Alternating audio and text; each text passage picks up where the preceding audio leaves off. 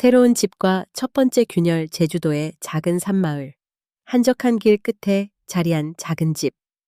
김순자 할머니는 남편을 떠나보내고 얼마 지나지 않아 아들의 집으로 이사를 왔다. 제주까지 오는 길 내내 그녀의 가슴은 무겁고도 허전했다. 평생을 함께했던 사람과의 이별도 견디기 힘든데 낯선 집에 기대 살아가야 한다는 생각이 더욱 그녀를 지치게 만들었다. 집 앞에 도착하자 15살 손녀 민지가 문을 활짝 열고 뛰어나왔다. 할머니, 진짜 오셨네요. 어서 들어와요. 순자는 억지로 미소를 지으며 민지의 손을 잡았다. 그래, 고마워. 너밖에 없구나. 민지 뒤로 아들 영호가 서 있었다. 그는 눈을 제대로 마주치지 못한 채 어색한 미소만 지었다. 눈에는 깊은 피로와 무기력이 깔려 있었다. 현관에 들어서자 며느리 이진애가 예의 바른 미소로 다가왔다. 어머니, 오시느라 고생 많으셨어요. 짐은 제가 들게요. 순자는 어색하게 고개를 끄덕였다. 평소 TV 드라마처럼 푸근하고 따스한 며느리와 시어머니는 어쩌면 기억 속 환상에 불과하다는 생각이 들었다. 거실은 넓지 않았지만 정갈하게 정돈되어 있었다. 벽에는 산호색 벽지가 발라져 있었고 작은 창으로는 뒷산의 푸른 솔이 보였다. 첫 느낌만큼은 나쁘지 않았다. 하지만 첫 저녁 식사부터 불길한 예감이 고개를 들었다. 하얀 밥상 위에 소담한 반찬들이 올려 있지만 며느리의 눈빛은 어딘가 차가웠다. 어머니, 이 반찬은 자극적일 수 있어서 조금만 드세요. 건강 생각하셔야죠. 고맙다. 신경 써줘서. 상에 앉은 네 사람은 어색한 침묵에 잠겼다. 젓가락질 소리만 간헐적으로 들렸다. 민지가 조용히 김치를 놓는다. 할머니, 제주 오니까 어때요? 서울보다 따뜻하죠? 그래, 근데 바람이 참 세구나. 그래도 네가 있어서 좋아. 그 순간 며느리가 민지에게 미묘하게 눈짓을 했다. 민지는 작게 입을 닫았다. 순자는 그 찰나의 표정을 놓치지 않았다. 왜 저렇게 차갑지? 식사 후 영호는 말 한마디 없이 방으로 들어갔다. 민지는 설거지를 돕겠다고 따라 나갔다. 진애와 단둘이 남은 거실. 진애는 흐트러졌던 미소를 싹 거두며 컵을 들었다. 어머니, 여기선 각자의 생활이 분명해야 편해요. 저도 워낙 바빠서요. 순자는 고개를 끄덕였지만 속에서 뭔가 차가운 것이 흘러내렸다. 내가 짐이 되진 않을까 걱정이구나. 그럴 일이 있겠어요? 제가 집안일 관리하는 스타일이라 혹시 어머니가 뭐 필요하시면 저한테 꼭 말씀만 하세요. 진애의 말투는 한없이 친절하지만 뭔가 단단한 벽을 세운 느낌이 들었다. 그날 밤 순자는 방에 옮겨온 낡은 트렁크를 열어보며 혼잣말을 했다. 순자야, 괜찮아. 며느리가 아직 서먹할 수도 있지. 그래도 시간이 지나면 다 익숙해지겠지. 반면 진애는 주방에서 민지와 짧은 싸움을 하고 있었다. 엄마, 할머니 불쌍하지도 않아? 민지야, 넌 아직 몰라. 할머니가 오랜 세월 어떤 사람이었는지, 네 아빠가 왜 저렇게 망가졌는지도 다 이유가 있어. 그건 너무 심해, 엄마.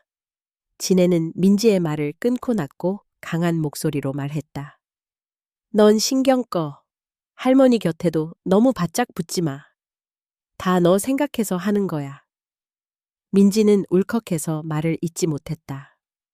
순자는 방 안에서 미묘한 기운을 눈치채지만 구체적인 내용을 듣진 못했다. 며칠이 흐르는 동안 집안의 공기는 미묘하게 변해갔다. 진애가 집안 살림을 하나하나 관리하기 시작하고 생활비와 식사도 그녀가 조절하였다. 어머니, 이건 이번 달 생활비예요.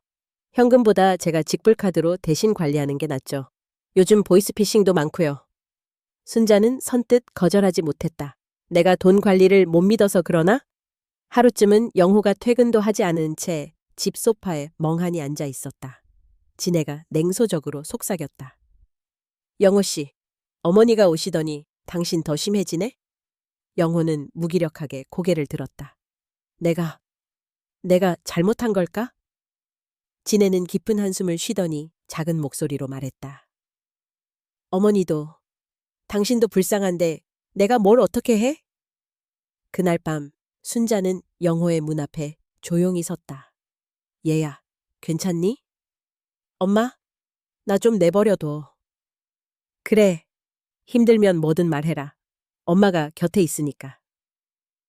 방에서 흐느끼는 소리가 희미하게 들려왔다. 하루는 민지가 할머니 방에 찾아왔다. 할머니, 우리 내일 같이 바닷가 산책 갈래요? 민지야, 네, 엄마 눈치 봐야 하지 않니? 엄마는 몰라도 돼요. 우리 둘이만 다녀와요. 할머니 우울해 하는 것 같아서. 순자는 손녀의 손을 조심스럽게 잡았다. 넌 정말 착한 아이구나. 그때 진애가 들어왔다. 민지야, 할머니 방에 너무 오래 있지 마. 숙제해야지. 네, 엄마. 진애의 날카로운 시선과 닫히는 문소리가 방 안에 남았다. 밤이 깊어지자 순자는 침대에서 뒤척였다. 왜 이렇게 숨이 막히지? 가족인데도 편안하지 않아. 도대체 내가 뭘 잘못했나? 한밤중 부엌에선 진애가 휴대폰으로 속삭이는 소리가 들렸다. 응, 다 준비됐어. 의심하지 않는 눈치야. 곧 모든 게 내 뜻대로 돼. 이윽고 새벽녘 순자는 창문을 열어 저 멀리 제주바람을 느꼈다. 가슴속엔 설명할 수 없는 서늘함이 자리를 잡고 있었다. 여기서 정말 잘 지낼 수 있을까? 아니, 잘 버틸 수 있을까? 그리고 며칠 뒤 첫 번째 균열이 드러났다. 아침 식탁에서 진애가 단호하게 말했다. 어머니, 앞으로 민지는 공부 때문에 바쁠 거예요. 할머니랑 별로 시간을 못 보낼 거니까 이해해 주세요. 왜 그러니? 난 그냥 민지랑 이야기 좀 하려 했을 뿐인데. 민지 인생에 방해가 되지 마세요. 그리고 영호 씨도 어머니 때문에 이렇게 된 거 아니에요? 앞으로는 조심하세요. 식탁에 갑작스러운 침묵이 흐른다. 순자는 할 말을 잃고 젓가락을 내려놓았다. 민지는 눈을 동그랗게 뜨고 엄마를 노려본다. 그때 눈빛이 불꽃처럼 번진다. 진애의 목소리는 더 날카롭고 차갑게 깔린다. 여기선 제 말이 곧 법이니까 앞으로 잘 따르시죠. 괜한 소리 내서 분위기 흐리지 마세요. 이 순간 순자는 그저 한가한 노인이 아닌 표적이 됐다는 냉정한 현실을 느꼈다. 그날 밤 순자는 오랫동안 잠을 이루지 못했다. 제주 바깥의 밤바람은 차가웠고 마음 한구석이 휑하게 텅 비어갔다. 도대체 이 집엔 따뜻함이란 게 있는 걸까? 서늘한 악몽과 비난의 목소리, 제주도의 겨울은 비바람이 매섭게 몰아친다. 며칠째 흐린 하늘 아래 순자 할머니의 마음도 바람처럼 어둡고 무거웠다. 하루하루가 지날수록 집안의 분위기는 더 얼어붙었고 해가 뜨고 져도 누구 하나 따뜻한 말을 건네지 않았다. 아침부터 살얼음판을 걷는 듯 불안한 기운이 감돌았다. 식탁에는 간신히 반찬 몇 개만이 올려져 있었고 가족들은 마주보지 않고 각자 휴대폰만 들여다봤다. 할머니가 조심스럽게 입을 열었다. 영호야, 밥은 먹고 다니는 거니? 얼굴이 너무 안 좋아 보여서. 순간 진애의 젓가락이 탁 하고 멈췄다. 진애는 단숨에 얼굴을 굳혔다. 어머니, 제발 그런 말씀 좀 그만하세요. 아침부터 사람 기운 빠지게. 순자는 당황해 고개를 숙였다. 민지는 어머니의 눈치를 보며 살짝 입을 다물었다. 무거운 침묵이 내려앉았다. 점심 무렵 순자가 부엌에서 설거지를 하려는데 진애가 다가왔다. 어머니, 앞으로 주방 일은 저한테 맡기세요. 할머니 연세에 물 묻히면 손도 시렵고 관절도 아프잖아요. 굳이 일 안 하셔도 돼요. 표면적으로는 친절한 제안이었지만 순자는 왠지 자신의 존재 자체가 불필요해진 듯한 기분이었다. 나도 뭐라도 거들고 싶어서 그런 거야. 하루 종일 방에만 있으면 더 아파지니까. 진애는 무표정하게 미소를 지었다. 괜한 일 안 하셔도 돼요. 어머니가 움직이면 오히려 우리가 더 신경 쓰여서 일하기 힘들어요. 그 말에 순자의 손끝이 살짝 떨렸다. 그날 오후 거실에서 민지가 수업 과제를 하며 조용히 할머니에게 다가왔다. 할머니, 혹시 저녁에 같이 사진첩 볼래요? 할머니, 어릴 적 이야기 듣고 싶어서. 순자가 환하게 미소를 짓는 순간 진애가 강하게 외쳤다. 민지, 방으로 들어가. 어머니한테 시끄럽게 하지 말고 너 공부나 신경 써. 민지의 얼굴이 붉게 달아올랐다. 엄마는 맨날 왜 그래? 할머니랑 얘기하면 안 돼? 네가 뭘 알아? 공부는 안 하고 괜히 집안일에 끼어들지 마. 이 대화에 순자는 힘없이 웃으며 민지의 손을 톡 건드렸다. 괜찮으니까 민지야. 다음에 보자꾸나. 민지는 속상한 표정으로 방에 들어갔다. 바로 그날 밤 집안은 더욱 싸늘한 공포로 뒤덮였다. 진애가 늦게 취한 듯이 거실로 들어오더니 순자가 TV를 보고 있는 것을 보고 소리쳤다. 어머니, 시끄럽게 좀 하지 마세요. 밤에 이게 뭐 하는 짓이에요? 드라마 좀 보고 있었어. 금세 끌게. 그런 건 방에서 조용히 혼자 보시든가요. 여기선 다 같이 사는 집이잖아요. 남 신경 좀 쓰시죠. 그때 영호가 방에서 얼굴을 내밀었다. 진애야, 그만 좀 해. 진애가 남편을 노려봤다. 왜? 당신은 항상 저를 나쁜 사람으로 만들잖아. 당신 인생이 이렇게 된 것도 다 시어머니 때문이야. 방 안이 얼어붙었다. 순자는 깜짝 놀라 큰 소리를 내고 싶었지만 할 말을 곱씹다가 조용히 고개를 떨궜다. 진애야, 그건 너무한 말 아니니. 진애가 방긋 웃었다. 하지만 그 미소엔 살기가 서려 있었다. 왜요? 제가 틀린 말 했나요? 오랜 세월 어머니가 남편 들볶고 일 그만두고 나서는 말 한마디 한 번 제대로 못한 거 다 어머니 때문 아니에요? 영호의 얼굴이 더욱 창백해졌다. 다 내 탓이야. 난 정말 쓸모없는 인간이야. 진애는 싫은 듯 눈을 획 돌리고 주방으로 들어가 버렸다. 그 밤 순자는 민지 방 앞을 조심스레 노크했다. 민지야, 자니? 아니요, 할머니. 오늘도 못 자겠어요. 엄마가 너무 변했어. 순자는 민지를 토닥이며 말했다. 네가 있어서 할머니는 위로가 된단다. 엄마가 요즘 힘들어서 그러나 보다. 그 순간 복도 끝에서 진애의 그림자가 길게 드리워졌다. 밤에 시끄럽게 뭐 하세요? 민지랑 잠깐 이야기 좀 했어요. 내일 학교 가야 하니까 다들 얼른 조용히 하세요. 민지는 억눌린 채 고개를 끄덕였다. 며칠 후 진애는 또 한 번 큰 사건을 만들었다. 저녁 식사 시간이 끝난 뒤 진애가 갑자기 젓가락을 집어 던지며 소리 질렀다. 정말 못 참겠어요. 어머니, 이제 제발 그만 좀 하세요.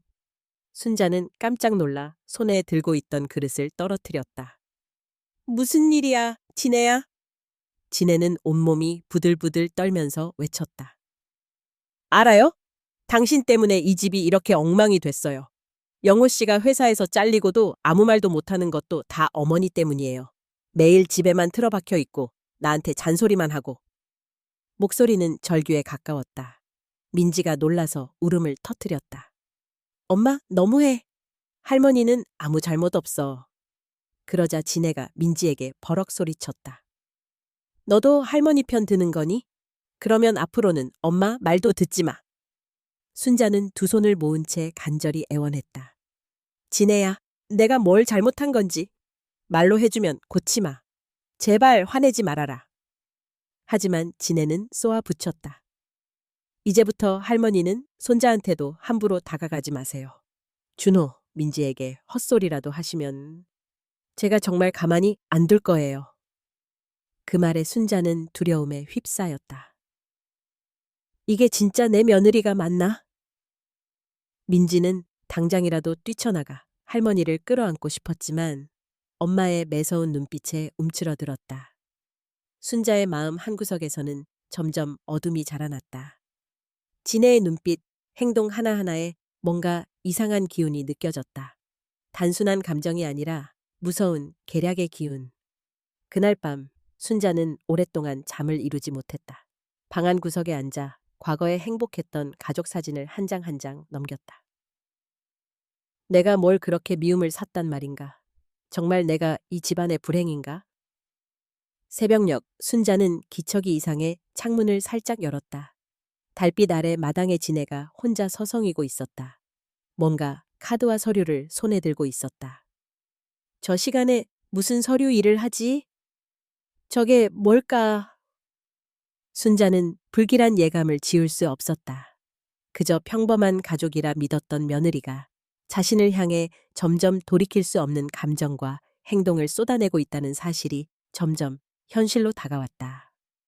다음 날 아침, 지네는 변명하듯 말했다. 어머니, 요즘은 세상이 흉흉해서요. 어머니 통장이랑 도장 제가 보관하는 게 안전할 것 같아요. 혹시 치매라도 생기면 큰일 나잖아요. 순자는 의심을 품으면서도 대놓고 말할 수는 없었다. 그래, 네가 그렇게 생각하면 맡겨라. 내가 믿는다. 지네는 그 말이 나오기 무섭게 얼굴에 알 수 없는 흡족한 미소를 지었다. 민지는 등교 전 할머니 손을 꼭 붙잡았다. 할머니, 무슨 일 있으면 꼭 나한테 말해줘요. 엄마 자꾸 이상해. 나도 지켜줄게. 순자는 애써 미소를 지으며 대답했다. 고마워, 민지야. 네가 나의 마지막 희망이야. 그날 저녁 지네는 홀로 방에서 뭔가 사인을 하고 인감도장을 찍고 있었다. 순자는 그 장면을 방 문틈 넘어 목격했다. 저게 보험 서류인가? 내 이름이 보였는데 심장이 미친 듯이 뛰었다. 무언가 돌이킬 수 없는 일이 시작됐다는 공포. 그리고 이 집에 온 것이 커다란 실수일 수도 있다는 직감. 밤이 깊어갈수록 순자의 숨은 점점 더 거칠어졌다. 창밖에선 제주바람이 더욱 세차게 불었다. 그리고 집안의 공기마저 얼음처럼 차갑게 식어갔다. 얼어붙은 방 새벽이 막 지날 무렵 제주 산골짜기에는 쓸쓸한 바람과 차가운 안개가 함께 깔렸다. 비몽사몽간에 김순자 할머니는 이따금 허공을 더듬었다. 잠이 깨면서 곧 오늘이 또 평범하지 않은 날이 될 것임을 직감했다. 아침 식사가 마치기도 전에 지네는 무표정한 얼굴로 말했다. 어머니, 오늘 우리 집에 중요한 손님이 와요. 거실도 썰고 부엌도 바쁜데. 어머니는 잠깐 마을 위에 창고 좀 정리해 주실 수 있을까요? 순자는 잠시 머뭇거리다가 고개를 끄덕였다. 내가 도움이 될 수 있다면 얼마든지 하지. 지네는 인상을 찌푸리며 불친절하게 재촉했다. 짐 정리 외엔 아무것도 필요 없으니까 딱 거기만 계세요. 절대 쓸데없이 집에 내려오지 마시고요. 알겠죠? 순자는 애써 미소를 띠며 외투를 챙겼다. 민지가 문틈에서 물끄러미 바라보다가 다가와 속삭였다. 할머니, 저녁에 내려오실 때 같이 귤 먹어요. 순자는 손녀의 손을 애틋하게 대타게 쳐다봤다. 그래, 금방 다녀올게. 지네는 냉정하게 눈치를 주며 문을 열었다. 시간 낭비 말고 바로 올라가세요. 차가운 산길을 힘겹게 오르는 동안 순자는 숨이 턱까지 찼다. 창고 건물의 문은 녹이 세울었고 바닥에는 오래된 이불, 박스, 잡동사니들이 구겨져 있었다. 순자가 문을 열자 안에서 싸늘한 냉기가 밀려왔다. 여긴 정말 춥구나. 손끝이 시렸다. 곧 지네가 따라 올라와 서둘러 문을 닫았다. 어머니, 오늘 하루만 참고 있어주세요. 내려와선 아무 말도 하지 말고 방도 창고도 어지르면 안 돼요. 순자는 불안하게 지네의 눈을 바라봤다. 도무지 이해할 수 없구나. 무슨 사정인지 말이라도 해주면 좋으련만. 지네의 표정이 일그러졌다. 제발 찍소리도 내지 말고 여기서 조용히 계세요. 어머니가 혹시라도 뭔가 꾸미면 무사하지 못할 거예요. 지네야, 무슨 말을 그렇게 하니? 내가 도대체 뭘 어쨌다고? 지네는 순자를 밀치듯 방 안에 집어넣었다. 여기선 내가 왕이에요. 이제부터 한마디도, 단 한순간도 어머니 뜻대로 할 수 없을 거라고요. 순자가 앞으로 나가려 하자 지네는 잔인하게 등을 밀어 문 쪽으로 몰았다. 나가지 마세요. 여기서 문제라도 생기면 우리 온 가족이 다 망가져요. 그리고는 천천히 문을 닫으며 쇳덩이 자물쇠를 철컥 잠갔다. 지네야, 문 열어줘. 미쳤니? 나 여기서 얼어 죽겠어. 순자의 목소리가 메아리쳤으나 진애는 동정심 하나 없이 말했다. 어머님, 한 번만 더 소리치면 이 문은 절대 안 열릴 거예요. 여기서 조용히 말라 죽고 싶지 않으면 쥐 죽은 듯 있으세요. 부탁이다, 제발. 진애는 그 말에 피식 비웃으며 완전히 내려가 버렸다. 사방은 금세 조용해졌다. 벽 너머의 냉기, 커다란 쇠문, 너무 많은 상자들. 순자는 뭔가 숨이 막혀오는 듯한 기분에 휩싸였다. 내가 지금 감금당한 건가? 처음엔 어찌할 바 몰라 두 손으로 철문을 두드리고 소리를 질렀다. 도와줘요. 아무나. 민지야, 이리 와봐라. 나 좀 꺼내다오. 하지만 마을은 고요했고 방은 진공처럼 모든 소리를 삼켜버렸다. 얼어붙는 바닥 위에 앉은 채 순자는 어린아이처럼 벌벌 떨었다. 손끝이 마비되고 치아가 부딪히며 안개처럼 한숨이 새어나왔다. 한참이 지나 문틈 아래로 조그만 쇠그릇과 한 병의 물이 밀려 들어왔다. 문 너머로 진애의 차가운 목소리가 들렸다. 먹을 거 여기 있어요. 더 달라는 소리 하지 마세요. 앞으로 하루 한 번입니다. 제발, 진애야. 이런 짓 하지 마. 네가 사람이야? 할머니, 나도 사람이니까 여기까지 참은 거예요. 내가 어떤 마음인지 알아요? 내 삶, 내 가족 다 당신 때문에 망가졌어. 진애의 목소리는 도끼와 증오가 섞여 있었다. 뭐든 잘못한 게 있으면 말을 해. 이건 너무하잖아. 여기서 조용히 있으라고 했죠? 한 번만 더 떠들면 당신 진짜 죽을 수도 있어요. 명심하세요. 순자는 온몸이 얼어붙는 듯 공포와 분노에 휩싸였다. 시간이 흐르면서 창고 안 공기는 점점 더 차가워졌다. 순자는 무릎을 끌어안고 중얼거렸다. 이러다가 정말 얼어 죽겠구나. 점심때쯤 손가락 끝 감각이 사라졌고 그릇에 든 빵조차 제대로 삼키질 못했다. 물도 한 모금씩 아껴가며 마셨다. 초저녁이 되자 순자는 천천히 주변을 살폈다. 벽 한쪽엔 오래된 목자의 틈새가 있었다. 저 틈, 혹시 소리가 새나갈까? 희망을 품고 그녀는 입을 바짝 대고 속삭였다. 민지야, 할머니 여기 있어. 나 좀 꺼내다오. 하지만 대답은 없었다. 밤이 깊어갈수록 고독과 공포는 더 커졌다. 순자는 한기에 젖은 채 꼼짝도 못하고 누워있다가 자신도 모르게 울음이 새어나왔다. 내가 다 늙어 이런 꼴을 당할 줄은 정말 꿈에도 몰랐구나. 잠결에 순자는 남편 명복을 빌었다. 여보, 당신이라면 어쩌셨을까? 내 처지가 이렇게 비참한데. 그때 환상 속에서 남편의 목소리가 들려왔다. 순자야, 저 아이를 믿지 마라. 넌 살아나가야 한다. 눈물이 볼을 타고 흐르며 점점 몸이 식어갔다. 한편 아래 마을에서는 민지가 늦은 밤까지 방에서 나오지 않고 지네 몰래 창문을 열었다. 희미하게 창고 쪽에서 이상한 음성이 들리는 듯도 했지만 지네가 들어오는 소리에 황급히 닫았다. 이튿날 지네가 창고 문 바깥에 서서 쇠그릇을 차게 굴렸다. 아직 멀쩡해 보이네요. 빨리 끝내고 싶으면 가만히 계세요. 순자는 눈빛에 증오를 담아 몸이 건조하게 맞섰다. 지네야, 이 죗값 언젠간 네가 다 받게 될 거다. 지네는 피식 웃으며 부질없는 소리 그만하시죠. 내 인생을 망친 시어머니 노릇 여기서 영원히 끝내는 게 서로에게 좋아요. 이 말에 순자의 눈동자에 다시 분노의 불꽃이 스쳤다. 지네는 분이 안 풀렸는지 문 밖에서 씩씩거리며 또 소리쳤다. 아들이 이렇게 망가진 것도 남편이 죽은 것도 다 어머니 때문이에요. 남의 인생 쥐고 흔들다니 이제 그만 좀 하시죠. 순자는 더는 말할 힘도 남지 않았다. 그저 두 손을 서로 비벼가며 자신과 싸워나갈 수밖에 없었다. 외부 세상과 끊긴 방 안, 한 줄기 희망조차 쉽게 품기 힘든 냉혹한 감옥. 그러나 순자는 고요한 어둠 속에서 언젠가는 이 추악한 방에서 벗어나 반드시 지네의 민낯을 세상에 드러내겠다고 다짐했다. 바깥에선 여전히 몰아치는 겨울바람 소리만 섞여 들려왔다. 하지만 순자는 이제 더는 울지 않았다. 치욕과 분노를 삼키며 자신의 숨겨진 힘을 끌어올릴 시간임을 알았다. 얼어붙은 지옥 속 생존 며칠이 흘렀다.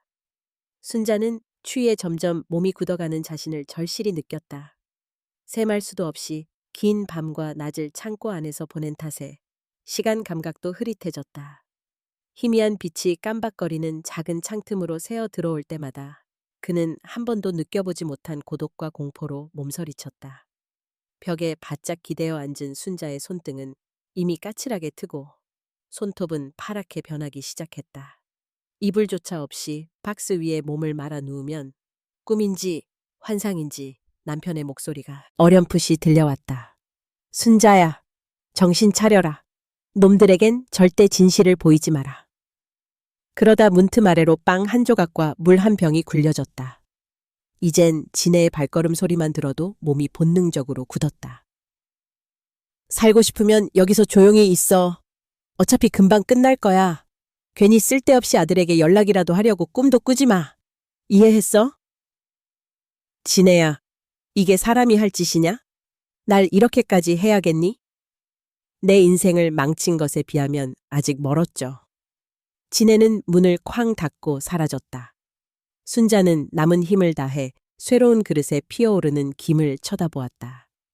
빵을 한 입 베어 무는 순간 딱딱함이 입천장을 찔렀고 씹히지도 않았다. 몇 번을 씹으려 해도 입안에 침조차 말라붙어 있다. 내가 이렇게 천천히 죽어가는구나. 순자가 생각했다. 아니야, 아직 죽을 순 없어. 민지, 그래. 민지만은 반드시 다시 안아야 해.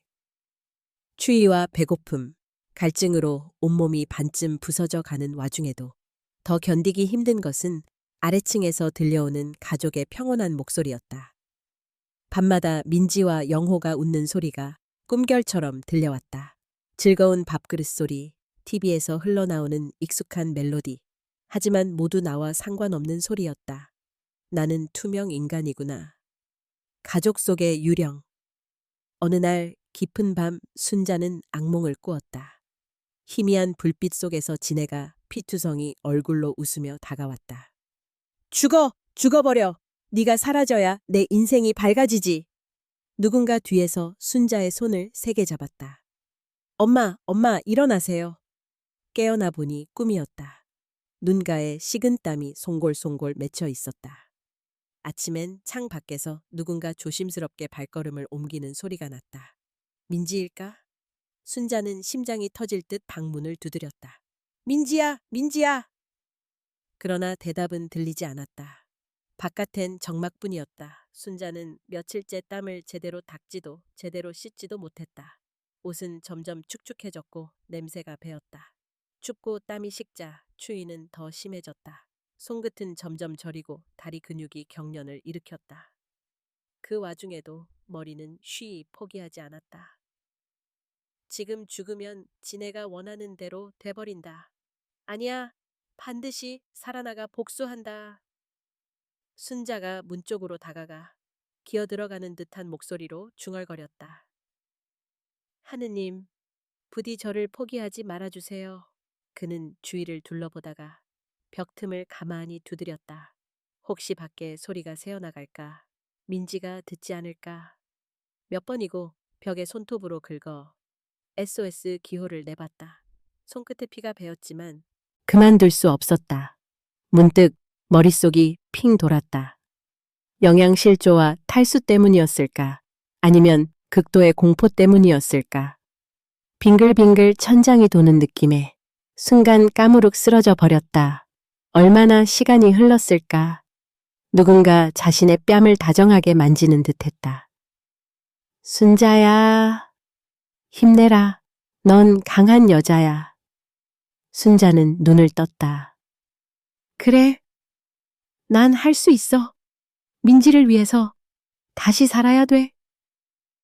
희미한 의식을 붙잡으며 순자는 이후 진해가 들어올 때마다 미친 척, 약한 척 연기했다. 그 눈빛을 보고 진해가 서서히 불안해지는 걸 느꼈다. 진해가 어느 날 삐딱하게 말했다. 보니까 아직 죽을 기미는 안 보이네요. 어머니, 정신 차리셔야죠. 내 목소리만 들어도 이가 갈린다. 난 절대 여기서 죽지 않는다. 내 꼴 똑똑히 봐주고 말 테니. 지내는 순간 긴장한 눈빛을 숨기지 못하고 문을 더 세게 닫았다. 점점 더 초라해지고 앙상해지는 자신을 거울 삼아 바라보며 순자는 악에 바친 듯 이를 꽉 깨물었다. 끝까지 버틴다. 그래야 내 족쇄도, 민지의 족쇄도 다 끊어낼 수 있어. 그 밤 순자는 할 수 있는 모든 힘을 모아 창고 바닥을 긁으며 희망을 되뇌었다. 민지야, 꼭 들리길 바란다. 할머니, 아직 살아있단다. 이 지옥이 끝나는 그날까지 순자는 결코 포기하지 않기로 다짐했다. 그리고 언젠가 얼어붙은 창고 문이 쾅 부서지며 다시 빛이 새우며들 그날을 놓치지 않기로. 밤의 신호와 첫 희망밤이 깊었다. 안개 낀 제주 산골 구석, 마을 길엔 불빛 하나 없어 모든 소리가 크고 선명하게 울렸다. 김순자 할머니는 창고 구석에 웅크린 채 머리칼이 이마에 들러붙도록 식은땀을 흘렸다. 이러다 정말 여기서 죽나? 순자는 마지막 남은 힘을 모아 종이 조각 하나에 떨리는 손끝으로 글씨를 쓰기 시작했다. 민지야, 할머니 여기 있어. 살려줘. 작은 돌을 종이와 함께 바닥에 놓고 벽 틈새를 찾아 조심스레 누르고 밀며 신호를 보냈다. 쇠약해진 손톱이 박스판에 부딪힐 때마다 작고 날카로운 소리가 새어나갔다. 민지야, 제발 들려라. 할머니가 여기 있다는 것만 알아줘. 한편 마을집 2층 민지의 방. 민지는 책상에 앉아 있지만 눈길은 계속 산 쪽 창밖에 머물렀다. 며칠째 할머니가 집안에 보이지 않아 불안하고 엄마 진애의 미묘한 거짓말이 자꾸만 머릿속을 맴돌았다. 할머니 어디 가셨어요? 너 신경 쓸 일 아니다. 할머니는 바닷가 친구 집에서 천천히 쉬고 계셔. 전화라도 해봐요. 이 늦은 밤에 너까지 어른 일에 끼어들지 마. 민지는 떠오르는 불안함을 이기지 못해 몰래 손전등을 챙겨 집을 빠져나가기 시작했다. 산모퉁이를 오르며 어둠 속에 서늘한 바람이 뺨을 때렸다. 어디 계세요? 할머니, 제발 무사하세요. 순자는 쇠창살 틈에 귀를 대고 떨리는 목소리로 외쳤다. 민지야, 들려? 나 여기 있어. 어둠에 익숙해진 민지의 귀에 정말로 어디선가 흐느적거리는 소리가 닿았다. 분명 뭔가 들렸어. 할머니, 계세요? 민지는 두세 걸음 창고 쪽으로 더 다가갔다.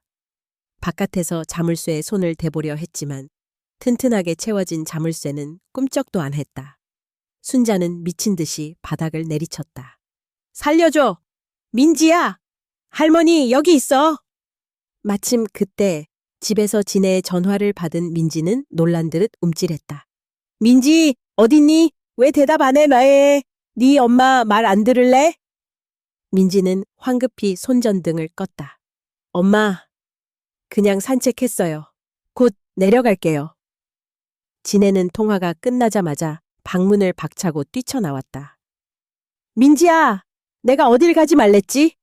이런 밤에 산에 올라가서 어쩌자는 거야? 두 사람은 어둠 속 창고 앞에서 맞닥뜨렸다. 진애의 눈은 분노와 경계로 이글거렸다. 혹시 넌 할머니가 여기 있다고 생각하는 거야?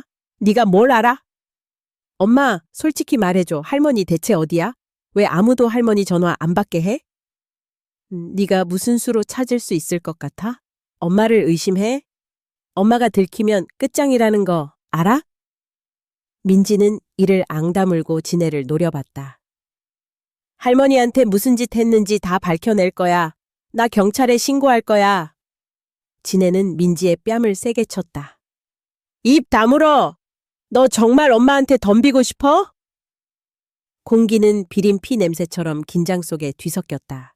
민지는 두려움에 밀렸지만 눈을 똑바로 뜨고 말했다. 할머니가 무슨 잘못인데 엄마는 괴물이야. 진애는 더는 참지 못하고 민지를 끌고 집으로 내려갔다. 내일 학교 가지 마. 그냥 방에만 있어. 결코 산에 다시 오지 마. 민지는 방에 갇혔지만 머릿속은 점점 더 맑아졌다. 분명 엄마가 뭔가 숨기고 있어. 할머니가 저 안에 계신 게 맞아.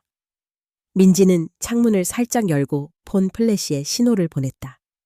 할머니, 계세요? 믿으세요? 전 포기하지 않을 거예요. 한편 순자는 가느다란 희망의 빛을 붙잡았다. 민지야, 내 목소리가 너에게 닿았다면 내가 아직 살아있다는 걸 꼭 기억해다오. 아무도 날 웃게 하지 못해도 내 이름만큼은 저 어둠을 뚫고 올 거야. 밤은 길었지만 순자와 민지는 서로의 신호를 느끼며 죽지 않은 가족애와 희망이 지독한 겨울과 어둠을 조금씩 밀어냈다. 실패로 끝난 탈출 시도 냉기와 굶주림에 찌든 지 또 하룻밤이 지났다. 순자는 점점 맥이 풀리고 내장 깊숙이 한기가 스며드는 기분에 사로잡혔다. 그저 몸을 움켜쥐는 것만으로는 더는 살 수 없을 것 같았다. 이러다가 정말로 죽는다. 아니, 아직 포기할 수 없어. 민지가 내 신호를 알아차린 이상 뭔가 시도해봐야 해. 이른 새벽, 순자는 창고 안을 샅샅이 살폈다. 빛바랜 단단한 박스, 못 하나, 삭은 밧줄 한 줄. 모든 게 희망보다 절망을 더 크게 떠올리게 했다. 그러다 창고 한 구석 벽 옆에 낡은 철제 걸쇠가 구부러져 덜렁거리는 걸 발견했다. 이거라면 혹시 문을 열 수 있지 않을까? 순자는 떨리는 손끝으로 박스 조각을 긁어내고 녹슨 못을 재빨리 빼내어 자물쇠 홈에 집어넣었다.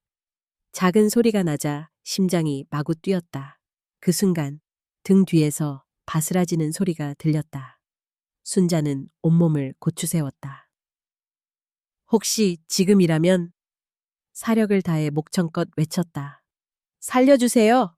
누구 좀 도와줘요. 민지야, 여기 있다고? 하지만 동시에 문 밖에선 맹렬한 발소리가 다가왔다. 쾅, 쾅. 순자는 급히 손을 빼 자물쇠를 감췄지만 이미 늦었다. 문이 벌컥 열리더니 진애가 싸늘한 얼굴로 서 있다가 언성을 높였다. 뭘 하고 있었어요, 당신? 남 몰래 빠져나가 보겠다고? 하, 정말 한심하다. 순자는 굳은 목소리로 맞섰다. 날 이렇게까지 하지 마라. 내 목숨을 빼앗겠다는 거냐? 진애는 미간을 잔뜩 찌푸리며 쏘아붙였다. 대체 뭐가 부끄러운 줄은 아세요? 남의 집에 들어와 기생하면서 마지막까지 바라기네. 네가 진짜 사람이냐? 네 엄마도 이렇게 못했을 거다. 네 마음이 다 썩은 거야. 입 다물어. 내 앞에서 내 엄마 얘기 꺼내지 마. 당신은 우리 집의 불행, 기생충일 뿐이야. 진작 사라졌어야 모두가 편해진다니까. 진애는 주먹으로 벽을 내리치더니 바닥에 떨어진 못과 박스 조각을 발로 찼다. 앞으로 이런 짓 또 하면 먹을 것도 줄이지. 오늘부터 물도 반은 깎겠다. 순자는 어깨를 흔들며 갈라진 목소리로 말하였다. 네가 나를 이렇게 죽여야 속이 시원하겠냐. 진애는 두 눈을 시퍼렇게 뜨고 서서는 왜 아직도 멀쩡히 숨쉬고 있지? 하고 말한 뒤 자물쇠를 꽉 잠가버렸다. 문이 다시 쾅 닫히자 남은 건 깜깜한 어둠과 순자의 극심한 좌절뿐이었다. 순자는 주저앉아 소리 죽여 울었다. 내가 살아남아도 이 치욕은 평생 잊지 못하겠지. 하지만 민지, 널 위해서라도 나는 쓰러질 수 없다. 낮이 지나고 창고 안은 숨막히게 조용했다. 몇 시간째 아무도 오지 않았고 배가 고파도 목이 타도 울음은 더 이상 나오지 않았다. 한편 집안 민지는 엄마를 피해 방문을 걸어 잠근 채 손에 쪽지를 꼭 쥐고 있었다. 어떻게 해야 할까? 이런 엄마를 내가 과연 구할 수 있을까? 민지는 한참을 망설이다. 작은 종이에 경찰 할머니 감금이라는 단어를 적었다. 그러다 진애가 문 앞에서 문을 두드리는 소리를 듣자 화들짝 종이를 삼켜버렸다. 진애는 민지를 노려보며 외쳤다. 다신 산에 올라가지 마. 내가 경고했다. 그리고 할머니는 걱정하지 마. 다시는 못 보게 해줄 거니까. 밤이 되자 순자는 가늘게 남은 목소리로 다시 한번 벽을 두드렸다. 살아야 한다. 내 딸도 손녀도 내 힘으로 구해내야 한다. 눈앞이 아찔하게 어질렀지만 어둠 속에서도 포기는 없었다. 좌절과 분노가 희망으로 변하기를 믿으며 순자는 또 한 번 오던 내일을 필사적으로 기다렸다. 생사의 종이 드러나는 음모 살얼음 같은 밤, 민지는 방 안에서 숨을 죽인 채 주변을 살폈다. 어머니가 저녁부터 거실에 앉아 한없이 TV만 바라보고 있을 때 기회를 엿본 것이다. 이제 아니면 못 찾을 거야. 할머니의 흔적을 어디서든 찾아야 해. 민지는 조심조심 엄마 방 문고리를 열었다. 침대 맡에는 지네가 쓰던 가방과 서랍 위엔 각종 서류 뭉치가 뒤섞여 있었다. 심장이 쿵쾅거렸다. 엄마가 이토록 숨기고 싶은 게 뭘까? 옷장 안, 모서리, 화장대 및 한참을 뒤지다 서랍맨 아래에서 낡고 두꺼운 봉투 하나를 발견했다. 봉투에는 작은 글씨로 보험이라 적혀 있었다. 민지는 손을 떨며 봉투를 뜯었다. 그 안엔 가족 모두의 이름이 적힌 보험 서류, 그리고 달마다 갱신된 내역, 명의, 인감까지 조밀하게 찍혀 있었다. 특히 김순자라는 칸에 동그라미가 쳐 있고 최근에 보장 금액이 돌연 상향된 사실에 민지는 식은땀이 흘렀다. 설마 엄마가 할머니를 상대로 보험을... 대체 왜... 그때 봉투 밑에서 또 다른 종이 한 장이 나왔다. 지네가 적은 듯 삐뚤빼뚤한 메모. 끝까지 들키지 말 것. 보험 해지 전 반드시 사인 받아야 함. 영호 모르게 처리. 만약 민지 알게 될 시, 데뷔 민지는 숨이 멎을 것만 같았다. 자신이 꿈꾸던 가족이 실은 음모와 죽임, 탐욕의 집이 되어버렸다는 절망에 두려움이 밀려왔다. 이 상황에서 내가 뭘 해야 하지? 신고하면 할머니는? 엄마는 무슨 짓까지 할 수 있을까? 온몸이 굳은 채 민지는 살금살금 문을 닫고 방을 빠져나왔다. 심장이 미친 듯 쿵쾅거렸고 두 손은 차갑게 식었다. 아래 거실, 아버지 영호가 캔맥주를 들고 멍하니 소파에 앉아 있었다. 민지는 망설이다 다가가 간절한 표정으로 다가섰다. 아빠, 잠깐 얘기 좀 해요. 왜? 민지야? 아빠, 할머니 어디 계신지 아세요? 엄마가 계속 거짓말해요. 할머니 분명 집 근처에 계신 것 같은데 아무도 못 만나게 해요. 영호는 고개를 푹 숙이고 맥주캔만 만지작거렸다. 아빠도 잘 몰라. 내 엄마가 알아서 한다고 해서 나중에 괜찮아질 거라고. 네, 할머니랑은 원래 그렇게 지내는 거라고 생각했어. 민지는 눈물을 머금고 속삭였다. 아빤 진짜 아무것도 안 할 거예요? 엄마가 무서워요? 할머니한테 무슨 일 생기면 평생 후회할 텐데. 영호는 죄책감에 떨리는 목소리로 말했다. 미안하다, 민지야. 아빤 그냥 아무 힘도 없어. 네, 엄마가 뭐라 하면 무서워서 아무것도 못하겠더라. 민지는 아버지가 더 이상 답이 되지 못한다는 것을 절실히 깨달았다. 이제 내 손으로 해야 해. 나라도 손을 쓰지 않으면 다 무너져 버려. 민지는 서둘러 자신의 방으로 들어왔다. 가진 증거들을 봉투에 챙기고 핸드폰을 열었다. 경찰에 신고해야 할까? 지금 바로? 엄마가 알아차리면 할머니를 더 위험하게 만들 수도 있어. 하지만 이대로는 절대 안 돼. 한참 망설이던 민지는 작은 노트에 메모를 썼다. 할머니, 조금만 참으세요. 제가 곧 구하러 갈게요. 밤이 깊어 인적이 사라진 틈을 타 민지는 집을 빠져나와 산길을 올랐다.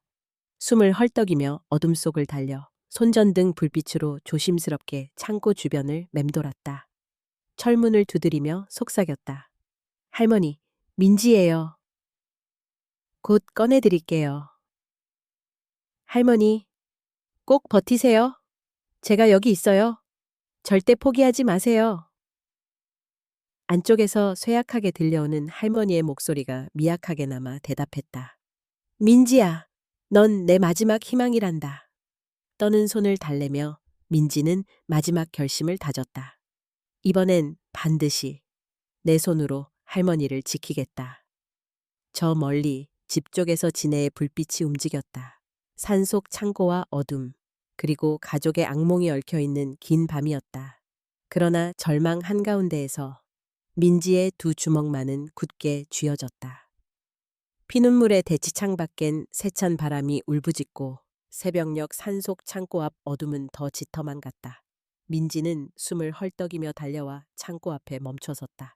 손끝은 한기가 들어 마비될 지경이었고 심장은 두려움과 분노로 미친 듯 뛰고 있었다. 오늘 밤이 아니면 안 돼. 더 늦기 전에 꼭 할머니를 구해야 해. 철문을 더듬으며 민지는 안으로 조심스레 목소리를 낮췄다. 할머니, 저예요, 민지. 들리세요? 어서 대답해줘요. 안에서 힘없는 목소리가 소근거렸다. 민지야, 너니? 난 여기서 살아있어. 제발, 조심해야 해. 민지야. 순자의 소리는 거의 속삭임 같았다. 순간 아래에서 누군가 휙 올라오는 발소리가 들렸다. 민지는 본능적으로 몸을 움츠렸다. 쿵, 쾅. 민지! 여기서 뭐 하는 거야? 얼마 전까지만 해도 언제나 냉정하던 진혜의 음성이었다. 그 눈빛은 광기로 일렁이고 있었다. 민지는 두려움에 흔들리는 듯 했지만 손전등을 치켜들고 엄마를 맞섰다. 할머니를 이대로 둘 수 없어! 엄마, 대체 왜 이러는 거야? 사람이라면 이럴 수는 없어! 진혜는 숨을 헐떡이며 딸을 노려봤다. 네가 뭘 알아? 네가 뭘 겪었는데 나한테 함부로 말을 해. 다 너네 할머니 때문이야. 그 년만 없었으면 우리 가족이 이 지경 됐겠냐고. 민지는 두 손을 움켜쥐며 어떤 결의로 떨며 말했다. 엄마는 괴물이야. 엄마가 사람을 이렇게 만들 거라 상상도 못했어. 만약 오늘 할머니한테 무슨 일 생기면 나 엄마 용서하지 않을 거야. 살벌한 침묵 속 진혜의 입술이 부르르 떨렸다. 너 같은 딸? 난 필요 없어. 엄마한테 대드는 게 얼마나 무서운 짓인지 네가 알아? 차라리 엄마 없는 게 낫겠어. 남의 인생 파괴하고도 아무렇지 않게 사는 엄마. 할머니가 진짜 가족이야. 엄마, 진짜 엄마 맞아? 진혜는 처음엔 놀란 듯 했지만 이내 울분을 삼키고 손을 크게 휘둘렀다. 너 엄마한테 덤비면 진짜로 너한테도 엄한 벌을 내릴 수밖에 없어. 어디 한번 해보자. 네가 할머니를 건드릴 수 있을 것 같아? 네 할머니 죽으면 그것도 네 때문이야. 민지의 목소리가 갈라졌다. 눈물이 쏟아지면서도 그는 결코 물러서지 않았다. 엄마가 정말 이 세상 사람 맞아? 어떻게 나한테 이런 말을 할 수 있어? 진혜가 성큼 다가와 민지의 어깨를 세게 밀쳤다. 내가 지금껏 이 집을 지키려고 뭘 얼마나 참고 살아온 줄 알아? 네 아빠, 네 할머니 때문에 내가 살 수가 없었어. 다 너희 때문이야. 이런 고통도, 이런 지옥도. 민지는 그 말에 붉어진 눈으로 엄마를 노려봤다. 엄마야말로 나랑 이 집에 필요 없어. 할머니가 죽으면 내 손으로 직접 경찰에 다 말할 거야. 엄마, 다 끝나. 진혜의 입에선 비명이 터져 나왔다. 도대체 왜 내 딸이 내 적이 된 거야? 너도 내 딸이냐? 민지는 울면서 고개를 저었다. 이런 엄마라면 난 차라리 엄마는 없는 게 좋아. 그래도 할머니를 절대 포기 안 해. 절대. 잠시 둘 사이엔 피눈물 나는 침묵이 흘렀다. 산바람이 둘의 귓가를 베듯 스쳤다. 진혜는 분노에 떨며 오늘 이 자리에서 누가 남는지 어디 보자. 네가 내 딸인지 할머니의 편인지. 그러더니 민지를 밀쳐버리고 창고 철문을 매섭게 두드렸다. 인연 오늘로 끝내준다. 네가 우리 가족을 박살낸 대가야. 민지는 맨몸으로 엄마를 껴안고 울며 외쳤다. 하지마. 제발 할머니한테 그러지 마. 제발 해. 엄마. 진혜와 민지는 여전히 팽팽히 맞선 채 안에서는 순자가 희미하게 딸과 손녀의 비명을 들으며 또 한 번 오열했다. 상월 창고 앞 세 모녀는 각자의 눈물과 고통, 피맺힌 대치 속에서 더는 돌이킬 수 없는 파국을 향해 다가갔다. 방역, 폭풍 전야의 결전 민지는 방 안에 앉아 마지막 희망의 모든 것을 걸었다. 손에는 보험증서와 진혜가 적은 수상한 메모까지 꼭 쥐고 있었다. 지금이 아니면 안 돼. 엄마가 언제 또 무슨 짓을 할지 몰라. 할머니를 반드시 살려야 해. 민지는 침착하게 휴대폰을 켜고 직접 찍은 증거 사진과 녹음 파일, 메모의 이미지를 경찰 신고 앱에 첨부했다. 창고에 내 할머니가 갇혀 있어요. 장소는? 타이핑을 마치자 손가락이 부들부들 떨렸다. 숨 막히는 밤 공기, 긴장으로 식은땀이 목덜미를 타고 내려갔다. 전송을 끝낸 민지는 주위를 경계하며 방을 나섰다. 집은 숨죽인 듯 조용했지만 복도 끝 부엌 쪽에서 희미하게 진혜의 그림자가 꿈틀거리고 있었다. 서둘러야 해. 엄마가 또 할머니를 다치게 하면 안 돼. 민지는 봉투와 손전 등 남은 배터리를 모두 품에 안고 어둠 속 산길을 올라갔다. 한 걸음 한 걸음 흙바닥에 파인 발자국, 바람끝 섞인 절박한 마음. 제발, 제발 경찰이 오기 전까지 할머니를 구할 수 있길. 한편 진혜는 자신의 보험 서류가 사라진 것도 모른 채 거친 숨을 내쉬고 창고 문 앞에 서 있었다. 이제 끝내야 해. 이 데모 씨. 오늘로 종지부를 찍어야 해. 진혜는 열쇠로 가차없이 자물쇠를 열고 창고 문을 마구잡이로 열었다. 나와. 너 오늘로 끝내려고 왔으니.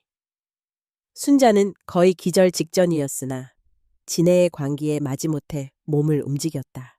진혜는 순자를 강제로 끌고 산등성이 절벽 쪽으로 힘껏 잡아 끌었다. 진혜야, 제발, 제발 이러지 마. 네가 이러면 민지가 망가져. 진혜의 눈동자는 이미 무너지고 있었다. 난 여기까지 왔는데 넌 왜 언제나 내 앞을 가로막니? 내 인생은 내 발목이었어. 여기서 끝내야 내가 자유로워진다고. 절벽 끝까지 끌려온 순자는 맨손으로 땅을 움켜쥐며 비명을 질렀다. 살려다오, 얘야. 나는 내 엄마고 민지의 할머니야.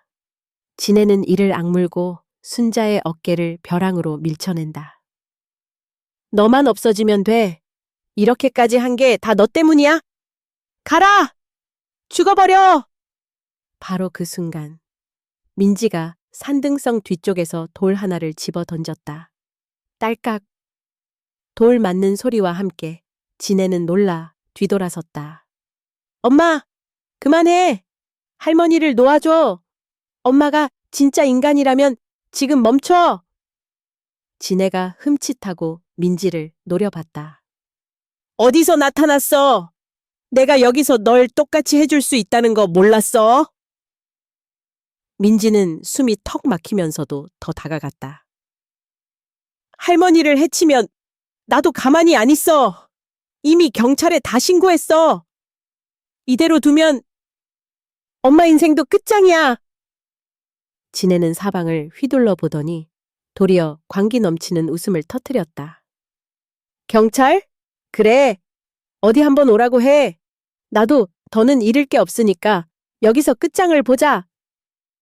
세 사람은 절벽 끝 칼바람과 밤하늘 속에서 뒤엉켰다. 진혜가 순자를 다시 한번 힘껏 밀치려 하자 민지가 그 팔을 붙잡고 사력을 다해 막았다. 엄마, 하지마. 엄마 정말 이러고 싶어? 우리 모두를 끝장내고 싶어? 네가 뭘 알아. 다 너희 때문이야. 네 할머니 없애면 드디어 내가 내 인생을 살 수 있어. 이게 인생이야? 남을 죽이고 먹고 사는 게 엄마 그게 행복이야? 육탄전 끝에 민지가 힘겹게 진혜를 뒤로 밀어냈다. 진혜는 중심을 잃고 절벽 아래로 미끄러질 뻔했다. 그러나 마지막 순간 민지가 팔을 부여잡았고 둘은 잠깐 균형을 잃은 채 울부짖었다. 탁! 절규, 눈물, 분노가 폭풍 속에 섞였다. 순자는 있는 힘을 다해 민지 쪽으로 손을 뻗었다. 민지야, 미안하다. 나 때문에 네가 고생만 했구나. 민지는 울먹이며 말하했다. 할머니, 우리가 포기하면 진짜 끝이에요. 여기서 둘 다, 나도 할머니도 절대 포기 못해요. 진혜는 그 자리에서 고꾸라져 울음을 터뜨렸다. 왜 나만 잘못된 거야? 난 그냥 잘 살아보고 싶었을 뿐인데. 폭풍이 몰아치고 산길에는 외마디 비명과 절규, 그리고 가족이라는 숙명 앞에서 무너지는 세 사람의 울음만이 울려 퍼졌다. 하지만 저 멀리 어둠을 뚫고 경찰차의 붉은 경광등이 반짝이기 시작했다. 마침내 밤의 심연 속 누군가를 살릴 최후의 한 줄기 희망이 다가오고 있었다. 제주 정상의 새벽, 어두웠던 밤이 점차 옅어지기 시작했다. 산허리에서부터 희뿌연 안개 사이로 햇살 한 줄기씩이 조심스레 스며들었다.